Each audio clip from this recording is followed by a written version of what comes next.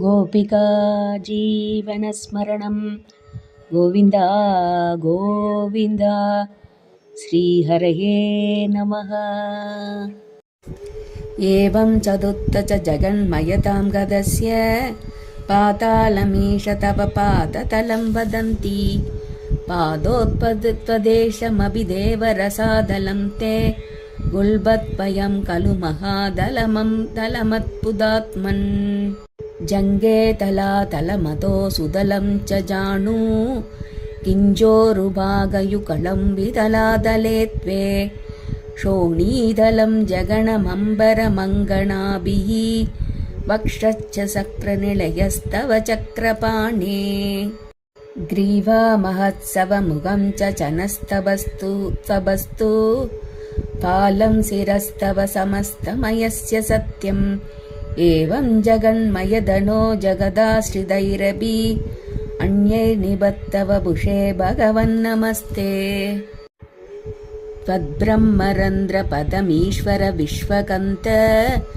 चन्दांसि केशव गणस्तव केशपाशाः उल्लासि चिल्लियुगलं द्रिहिणस्य केहं भस्मानि रात्रिदिवसौ सविता च नेत्रे निःशेष विश्वरचना च कटाक्षमोक्षः कर्णौ दिशोष्वियुगलं तव नासिके द्वे लोभत्रभेष भगवन् अधरोत्तरोष्टौ तारागणाश्चरदनाः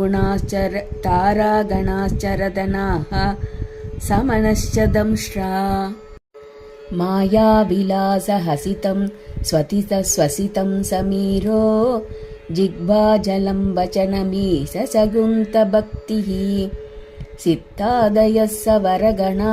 मुगरन्दमग्निः देवाबुजास्तनयुगं दवधर्मदेवः भृष्टं त्वधर्म इह देवमनःसुधांसुः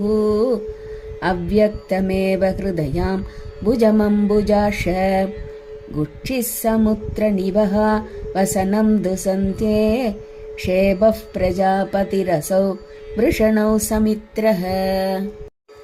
श्रोणीस्थलं मृगगणाः पतयोर्नगास्ते अष्टुष्टसैन्धवमुखागमनं तु काल विप्रादिवर्णभवनं वदनाब्ज बाहू